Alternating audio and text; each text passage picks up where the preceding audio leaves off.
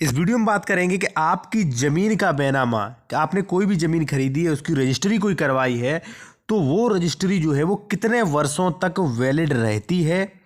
दूसरा कि ज़मीन का बैनामा जो है कब निरस्त हो जाता है, ज़मीन की रजिस्ट्री जो है वो कब निरस्त हो जाती है। दोनों ही प्रश्न जो है बहुत ही महत्वपूर्ण है। इससे पहले मैं आपको बताऊंगा, यदि आप कोई भी फ़ोन पर सलाह लेना चाहते हैं तो कालमी 4 ऐप के थ्रू मुझसे बात कर सकते हैं। इस ऐप की लिंक वीडियो की डिस्क्रिप्शन में हमने दे रखी है। चलिए आते हैं अपने टॉपिक पर कि ज़मीन का बैनामा कितने वर्षों तक मान्य रहता है। देखिए, सबसे पहले प्रश्न, ज़मीन की रजिस्ट्री बैनामा कितने दिनों तक मान्य होता है। तो देखिए, कोई भी ए व्यक्ति जिस दिन एक्स संपत्ति की रजिस्ट्री जो है वो बी व्यक्ति को करता है, यानी कि कोई भी व्यक्ति अपनी संपत्ति जिस दिन बेचता है, जिस दिन रजिस्ट्री कर देता है, जिस दिन रजिस्ट्रार के यहाँ रजिस्ट्री पूर्ण रूप से संपन्न हो जाती है, उस पर पूर्ण स्पष्ट लिखा होता है कि मैंने कब्जा व दखल आज से ही इनको दे दिया है, तो उसी दिन से, उसी टाइम से आप उस संपत्ति के मालिक हो जाते हैं और रजिस्ट्री वैलिड होती है, बिल्कुल वैलिड होती है। अब बात करें क्या वह रजिस्ट्री कभी भी कैंसिल हो सकती है, तो रजिस्ट्री जो होती है कभी भी कैंसिल नहीं होती है। रजिस्ट्री मान्य होती है, कभी भी कैंसिल नहीं होती है। हाँ, यदि मान लीजिए आपने रजिस्ट्री फ्रॉड तरीके से करवा ली है, या मान लीजिए धोखा दे के, बिना प्रतिफल के, बिना किसी पैसे की रजिस्ट्री करवा ली है, तो ऐसी कंडीशन में रजिस्ट्री कैंसिल करने का अधिकार जो है वो सिविल जज को होता है।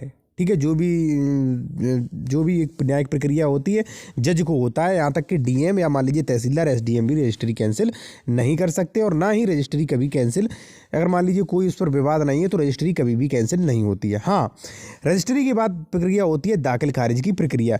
कई लोग क्या होते हैं कि 10, 20, 30 साल तक दाखिल खारिज नहीं करवाते हैं, तो ऐसी स्थिति में भी उनका धारा जो 34 होती है उत्तर प्रदेश राजस्व संहिता, तो धारा 34 के अधीन उनका दाखिल खारिज हो जाता है उसी रजिस्ट्री से।